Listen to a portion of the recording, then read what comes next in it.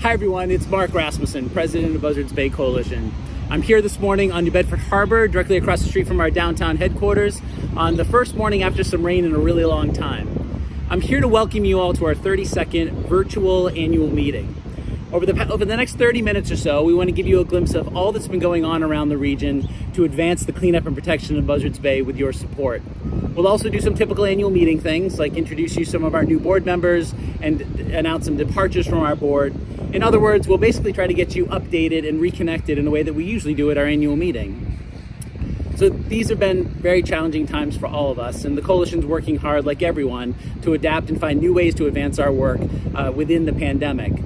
One of the hardest parts of this for us as an organization is not being able to see all of you. Summer is usually when we see you in backyards, at the annual Buzzards Bay Swim, at ribbon cuttings and festivals, and we're able to reconnect and share our excitement about all that's going on to improve our local environment in your town. So that's gonna have to wait for another year. But we do have this alternative this year that we hope you'll give us a chance to try out. So we are all out, all the staff and board you'll see in this, with our own iPhones, very low tech, to give you a glimpse of projects on the ground, in the field, that are happening right now. All of these videos that you'll see were taken in the last week in towns around the Bay. So I hope you'll sit back and enjoy this trip with us around the Bay, and I'll give you an update as to who you're gonna see. So we're gonna start with Brendan Annette. Brendan's down at the Knob in Quisset, where he will present the Cuttyhunk land conservation deal, which happened this summer. Really one of the largest conservation victories we're ever gonna see in our lifetime on the Bay. So I'm very excited to have Brendan announce that deal. Next, we'll move up the coast to West Falmouth, where we'll meet Corin Peterson and Maureen Thomas, who are at two of our sites where we're installing nitrogen-reducing septic systems to reduce pollution to the Bay, work that's happening more and more in communities everywhere around the region and is critical to cleaning up water quality. Then we'll head right to the head of the Bay and meet Kat Garofoli, the director of our Onset Bay Center. Kat will walk you through the facilities, the lands, and the programs that we're building there in Onset to help engage a whole next generation of Bay stewards in this work. Heading down the road to West Wareham, we'll see restoration ecologist Sarah Quintal. Sarah's at the demolition of the Horseshoe Dam on the Weweantic River, a very exciting project for us on the Bay's largest river. And Sarah's really the only person I know who gets to put excavators in rivers, so you really don't want to miss that part.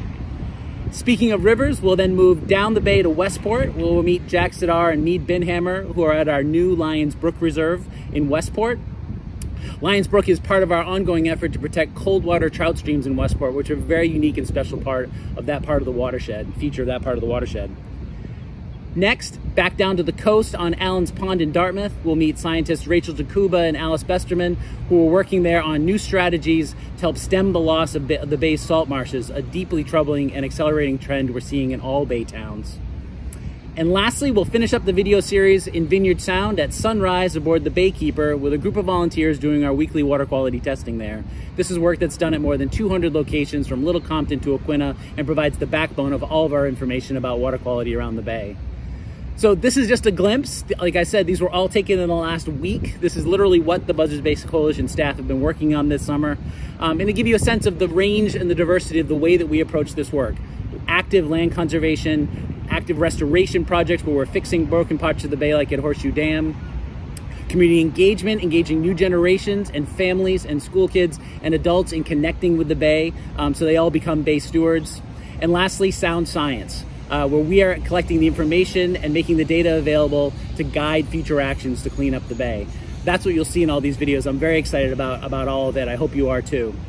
But before we get to all the videos, I do want to take 1 minute and talk about some of the changes in both departures and elections to our board of directors. And for that, I'm going to turn this video over to our chair of our board of directors, Laura Ryan-Chacoy. Thanks, Mark. At the April 28th meeting of the board of directors, the members approved the following individuals for election to the 2020-2021 board of directors. New members elected to the board for 3-year terms are David Kroll of Marion. David has a home on the Bay from which his favorite pastime is year-round boating and birding. He's the founder and chairman of MC Partners, a venture capital firm which specializes in internet communications networks and cloud-based services. David was the long-standing chair of the Board of the Trustees of Reservations, where he currently serves on their Land Conservation and Strategic Acquisitions Committees. He's been a trustee of the Museum of Fine Arts in Boston for 20 years, where he was most recently the president and now chairs the Collections Committee. He has also served as vice chair of the board of Cornell University, most recently chairing its finance committee. David received a BS in environmental engineering from Cornell and an MBA from the Harvard Business School. Melissa Haskell of Dartmouth. Melissa is a lifelong resident of Dartmouth and has been active in conservation efforts in local government for a number of years. She was part of the campaign committee to adopt the Community Preservation Act in Dartmouth, for which she was a co-recipient of the Buzzards Bay Guardian Award in 2003, and later served as the Community Preservation Committee chairperson for several years. Melissa is a longtime member and former board member of the Dartmouth Natural Resources Trust. She served on the Dartmouth Finance Committee and is currently the Dartmouth Town Moderator. Melissa works as a director of fixed income research for a Boston-based mutual fund company. Skylar Reese of New Bedford. A New Bedford native, Skylar spends her free time working at the city's Sea Lab Marine Science School and at Cuttyhunk Shellfish Farms. She's currently pursuing a BA at Harvard University with a concentration in integrative biology. She focuses both her studies and extracurriculars around environmental conservation and restoration. Currently, she's the Dunster Food Literacy Fellow at Harvard College, where she works to educate her peers about sustainable farming initiatives, centralizing on local aquaculture. She's also an undergraduate researcher at Harvard's Arnold Arboretum, where she studies the vascular architecture of the fern Lygodium with implications for invasive species management. She's an Irwin Jacobs and Henry David Thoreau scholar. Chris Shade of Dartmouth. Chris has spent summers with his family on Salters Point for over 20 years. He received his undergraduate degree from Princeton University and his MBA from the Wharton School at University of Pennsylvania. Since 2016, he served as president and CEO of Apria Therapeutics, a public biotech company focused on developing and commercializing novel anti-cancer therapeutics. Chris has more than 20 years of pharmaceutical and biotechnology industry management experience, as well as nearly 20 years of corporate finance and capital markets expertise from his tenure in the investment banking industry in New York and London. Chris currently serves on the board of directors of Integra Life Sciences and Sapiens Therapeutics. Members who were reelected to the board are, to 3-year terms, Mike Angelini of West Falmouth and Hillary Vineyard of Mattapoisett, and to a 1-year term, Scott Zane of North Falmouth. With those additions and re-elections, the 18-member 2020-2021 Board of Directors of the Buzzards Bay Coalition are myself, Laura Ryan Chacoy of Marion, Chair, Sam Gray of Wareham, Vice Chair, Russ Keeler of Rochester and Monument Beach, Treasurer, Scott Zane of North Falmouth, Clerk, Mark Rasmussen of Dartmouth, President, Mike Angelini of West Falmouth, John Bullard of Westport, David Kroll of Marion, Drew Dimmick of Vineyard Haven, Tally Garfield of Dartmouth, Melissa Haskell of Dartmouth, Mike Huguenin of Mattapoisett, Kat Jones of Onset, Lloyd McDonald of Dartmouth, Skylar Reese of New Bedford, Chris Shade of Dartmouth, Steve Smith of Mattapoisett, and Hillary Vineyard of Mattapoisett. We also have some sad news to share. We were all deeply saddened earlier this summer by the passing of BBC board member Jack Reynolds of Westport. Jack was a commercial fisherman out of Westport Point for more than 50 years. Aboard his boat, the Shannon and Cindy, Jack worked lobstering in Buzzards Bay, gill netting in Vineyard and Block Island Sounds, and shell fishing up the Westport rivers. But before fishing, he got his start in environmental advocacy in the 60s while living in Attleboro, where he took on the jewelry industry's pollution of the 10-Mile River. Since 1983, he was the driving force behind the Westport Fishermen's Association, an advocacy group, and served as its president for the past 20 years. For more than a decade, he was a member of the Westport Conservation Commission, protecting the wetlands and streams that support a healthy coastal ecosystem. In 2018, Jack oversaw the merger of the Westport Fishermen's Association into the Buzzards Bay Coalition to strengthen advocacy on behalf of clean water and marine habitat in Westport for the future. Jack will be greatly missed. I also want to recognize and thank for their many years of hard work furthering the Coalition's mission, 3 long-serving members who left the board this spring after reaching their full 7-year term limit. Weatherly Doris of Falmouth, Tom Gidwitz of Dartmouth, and Chris Neal of Falmouth. And before I turn it over to Brendan, I have to take this opportunity to say thank you on behalf of the entire board to Mark and this exceptional Coalition team for another incredible year, for their continued hard work and commitment to protecting our watershed. Despite all the additional challenges they have faced with this pandemic, the Coalition staff has not missed a beat and continues to move ahead at full throttle in its science, advocacy, conservation, and public engagement efforts. And the impactful and exciting work that the staff will now show you from all corners of the watershed is just the tip of the iceberg of the progress being made. But as always, our greatest thank you goes out to you, all our members. Your support and engagement in all its forms truly, truly makes these achievements possible. So thank you.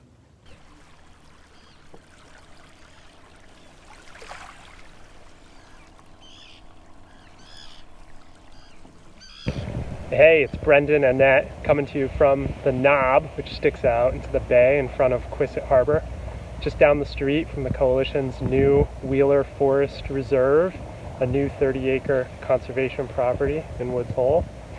From here at the Knob, you can look down the bay along the Elizabeth Islands behind me, all the way to the end, to Cuttyhunk. Cuttyhunk's an extraordinary place, just a short ferry ride from across the bay and downtown New Bedford, but leads you out to a tiny island with a small community that's just another world in another time. The extraordinary thing about Cuttyhunk is that more than half the island is still really undeveloped. Most of this land is owned by a handful of private property owners and families that have held it for a long time. And for quite a while, there's been concern with the Coalition and other people who love Cuttyhunk about what would happen if these properties were ever sold and the land use changed. Because of those concerns about these privately held, undeveloped but unprotected properties, the Coalition began discussions with a handful of families out there to talk about acquisition and protection of these properties a couple of years ago. And luckily we were able to come to agreements with each of them. And so for the past 2 years or so, we've been raising about $7 million that was needed to make it happen. This involved a variety of grants that came from federal agencies and state agencies. The town of Gosnold, which Cuttyhunk is a part of, chipped in $400,000 at their town meeting. And we raised over $2 million from gifts from our members and friends. So thank you all for that. Last month, we were able to close on a big piece of this project. We took ownership of 66 acres and helped the town acquire an additional few acres over at Church's Beach. We're now working with the Spalding family to place a conservation restriction on another property on the west end that would make this overall project protect about 300 acres of land on the island, about half of the island, or all of the remaining large developable pieces of land. The project is important for a number of reasons. Maybe most importantly is that it permanently protects the drinking water supply to the community on the island, which is a sole source aquifer lying underneath the lands that will be acquired and protected.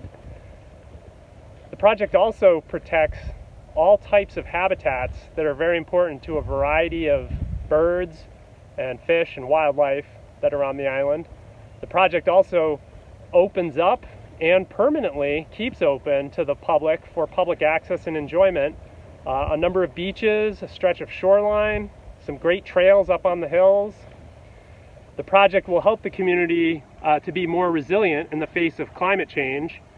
And maybe most importantly, what the project does is it preserves an extraordinary and inspiring view that spans in 360 degrees from the tops of the hills on Cuttyhunk Island. We hope every one of you will get the opportunity when the time is right to get out to Cuttyhunk and enjoy these newly protected lands.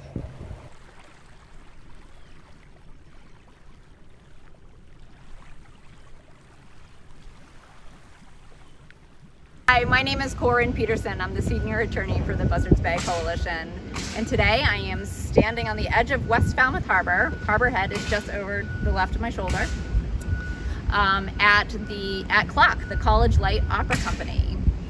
CLOC is the largest residential theater company in the United States.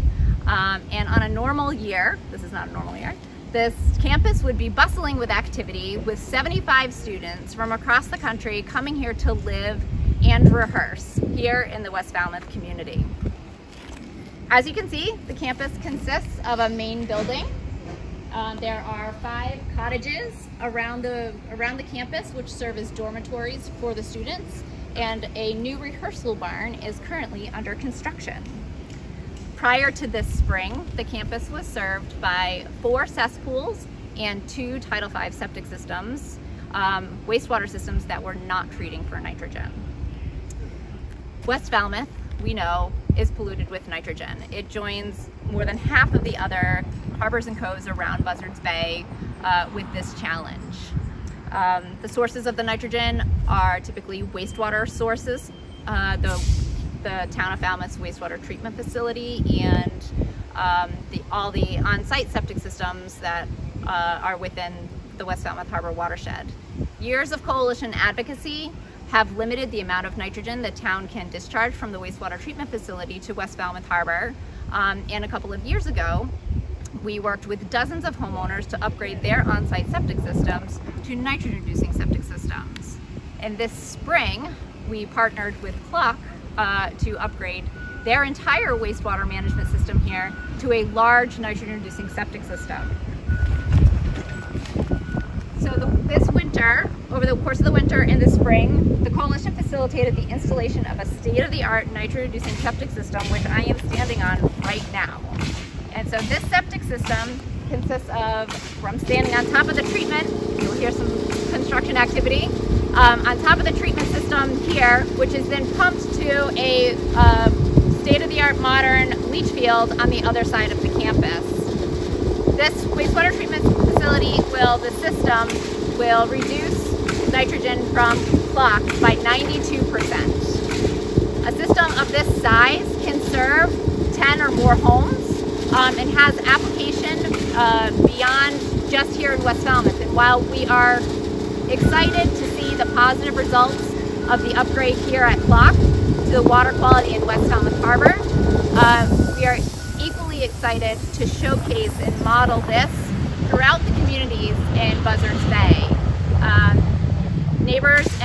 Neighborhoods and community, this is a neighborhood and community scale system that has direct application, and we're looking forward to working with those communities in the future to install more of these. Hello, I'm Maureen Thomas, Water Resource Specialist with the Buzzards Bay Coalition. I'm in West Falmouth, right on the harbor. It's looking beautiful out there today. What you don't see today is an algae bloom, which is a frequent occurrence here in West Falmouth Harbor, where the water is excessively polluted with nitrogen. And most of that nitrogen comes from wastewater, specifically individual septic systems. Approximately 70% of the nitrogen pollution to Buzzards Bay is from septic systems, because throughout most of the watershed we don't have the density of development to support the expensive installation of centralized sewers. So we manage our wastewater with individual septic systems. And in West Falmouth Harbor, we have been engaged with the community and the town since the 90s in order to help them with the restoration of the harbor that is currently not meeting water quality standards. So in 2016, we started the West Falmouth Harbor nitrogen reducing septic system demonstration project. We just finished helping 30 volunteer homeowners install nitrogen reducing septic systems this past June, and I'm currently at a site that had a nitrogen reducing septic system installed in 2016. We've been continuing to monitor these systems as part of our commitment in generating a long-term data set, but also in ensuring that these systems will be functioning to remove nitrogen as they were designed and permitted, so that we can ensure the restoration of West Falmouth Harbor to support sustainable use and enjoyment for residents and visitors alike, and also support clean water for fisheries and wildlife to thrive. So I'm going to show you how we take a sample from a septic system. This is a seasonal system. We're very busy in the summer months because most of our systems are seasonal. We have 5 year-round systems that we also sample throughout the year. So what we do is we use this equipment supplied by the Massachusetts Alternative Septic System Test Center, who has been a partner with us for many years on all of our nitrogen reducing systems. They made this pump, and we are very thankful that they let us use it.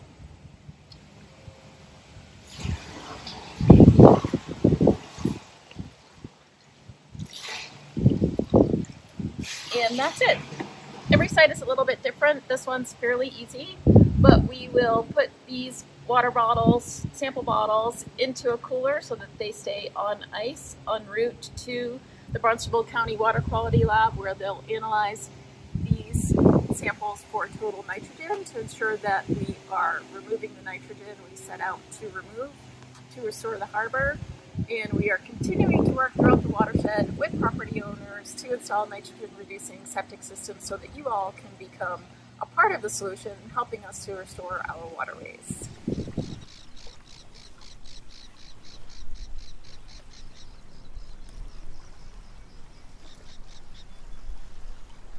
Hi, I'm Kat Garofoli. I'm the director of the Onset Bay Center. Right now I'm standing on Onset Bluff looking over the beautiful beach here. And from this viewpoint you can see the Onset Bay Reserve that's been a 5-year project of the Buzzards Bay Coalition. Right over there is Wickett's Island, the jewel of Onset Bay, open to the public and protected by the Coalition since 2016. Over there we have Burgess Point, just across the way. A beautiful property, 40 acres, that we provide educational and guided tours of. In front of us here we have the rehabilitated Onset Bathhouse, which is a collaborative effort between the Buzzards Bay Coalition and the town of Wareham to refurbish the bathhouse that was originally here to its former glory and allow us to provide community boating and marine education programs to the families of Wareham and surrounding communities. So let's take a walk and we'll show you a little bit about what we're doing. So as the season started, we ended up wanting to host full day and half day instructional sailing and marine exploration programs. But with COVID-19 pandemic, we had to readjust our sails and provide smaller, shorter programs to really get kids out on the water and families, and using our kayak fleet, our stand-up paddle boards, and ultimately our rowboats. So we've been able to provide these programs to small groups of kids each day, Monday through Friday in the afternoons, along with being a remote site for the Wareham Public School System and for the Boys and Girls Club Wareham unit. We've been able to get out almost 200 kids out on the water this summer during these challenging times, because right now everybody needs nature and to get outdoors and experience the wonders of Onset Bay. Behind me, you can see our 2 staff members, Emily and Sarah. They're preparing to go out with kids for our kayak and cohog program out over at Burgess Point. The kids are going to go out in the kayaks with our staff, and they're going to be scratching for clams and learning about the importance of shellfish in our area. We're thrilled to be here in the village of Onset. It's been very welcoming, and we're really looking forward to the next coming year to really provide more programs and really connect with the Onset community. Thanks.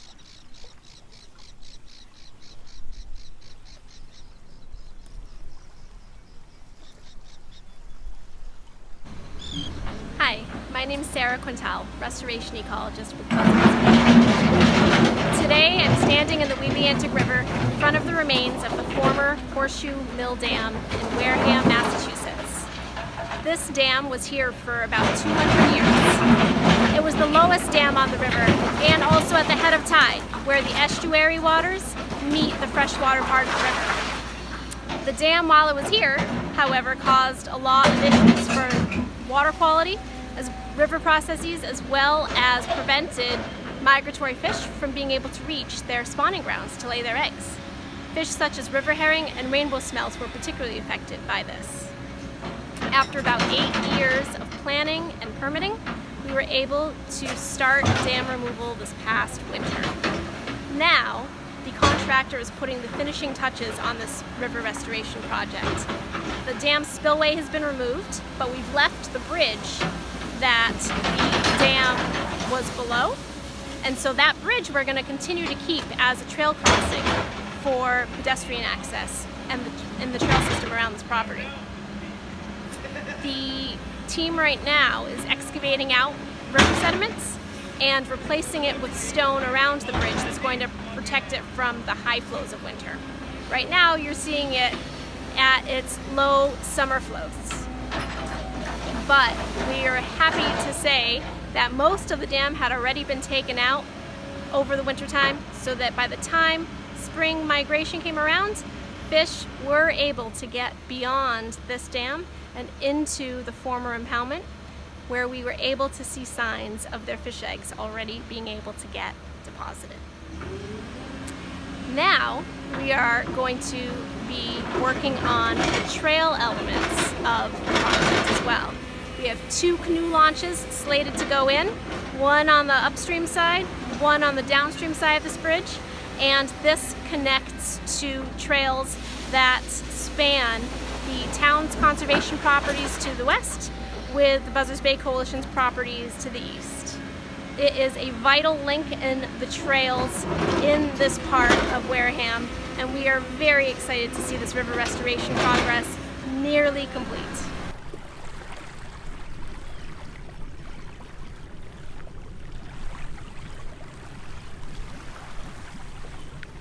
Hi everyone, I'm Jack Sadar, the Land Stewardship Manager here at the Buzzards Bay Coalition.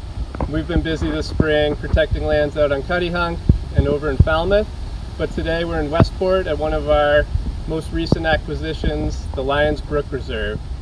This reserve is 50 acres and protects almost the entirety of the Lions Brook watershed, which is a cold water stream. Cold water streams in Westport are one of our priority protection areas. We've also been acquiring conservation restrictions and a couple fee properties along Angeline Brook, just to the south of where we are today. One of the other unique features of this property is that for the past 30 years it's been under an active forest management plan, which has really benefited the forest health and some of the understory here to promote biodiversity. Why don't we hike in, catch up with Mead, and learn a little bit more about cold water streams and forest management plans. Hi, I'm Mead Binhammer, Land Stewardship Assistant with Buzzards Bay Coalition.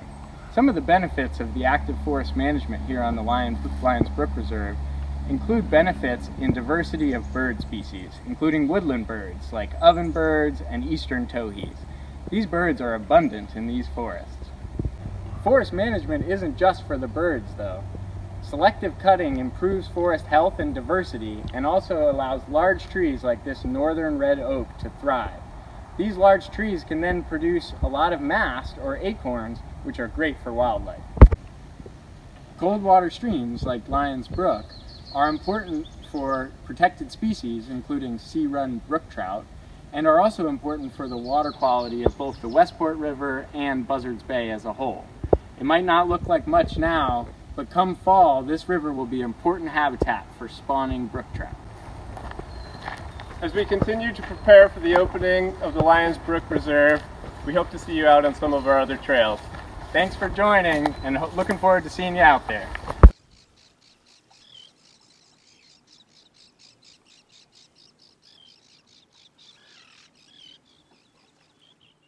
I'm Rachel Jakuba, the Coalition's Science Director, and I'm here at Ocean View Farm in Dartmouth, a property owned by the Dartmouth Natural Resources Trust that the Coalition protected permanently from development in 2017.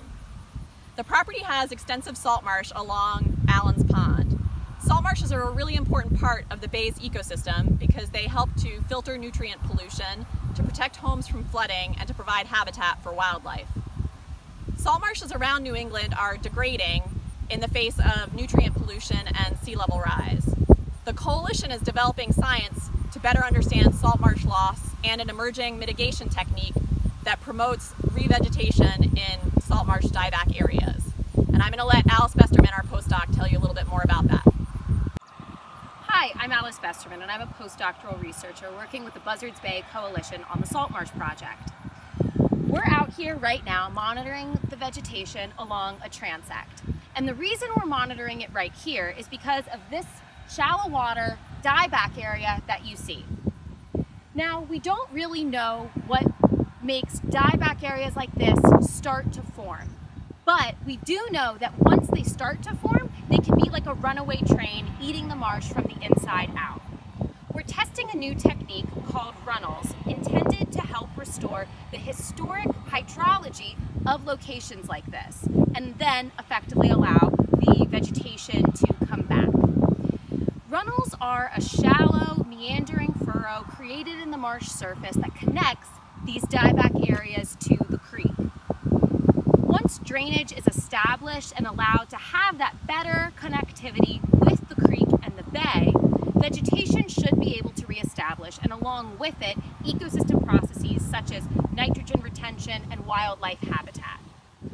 One of the things we measure at these transects is vegetation, including the different types of species, the number of stems, and the height of the stems. And we measure this at permanent locations like this quadrat you see here. Ideally, if we find that runnels are an effective method, they may provide a solution to addressing sea level rise and the loss of marshes to it, such as this beautiful one here.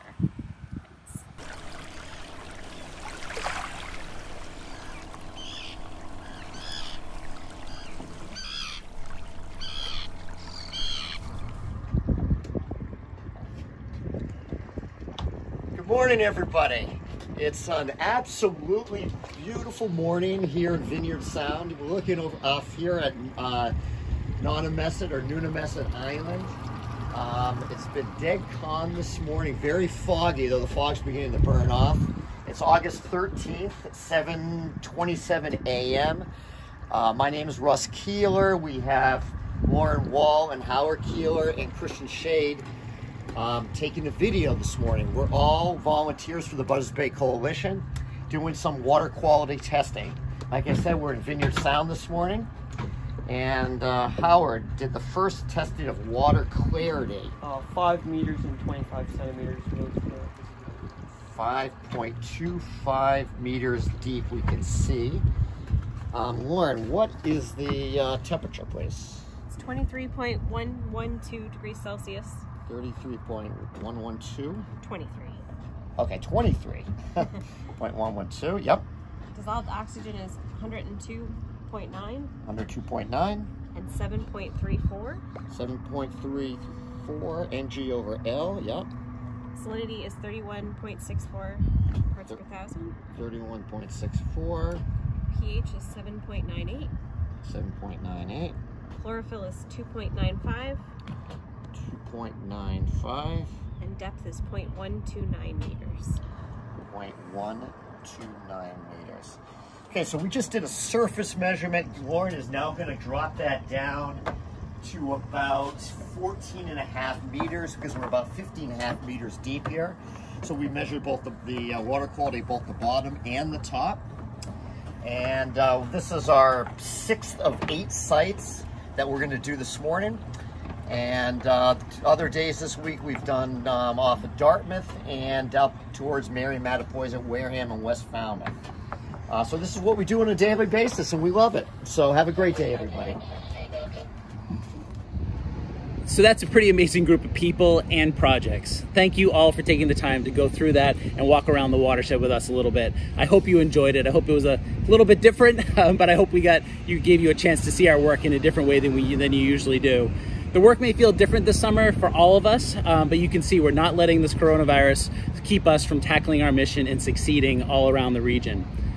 So this ability to do the work you just saw entirely relies upon you. So the Buzzards Bay Coalition is unique among a lot of organizations. We are 85% funded by our members and supporters. Now more than 10,000 of you. You literally make this work possible. So I hope you're proud of what you see us accomplishing there and the projects we're able to tackle because of your support.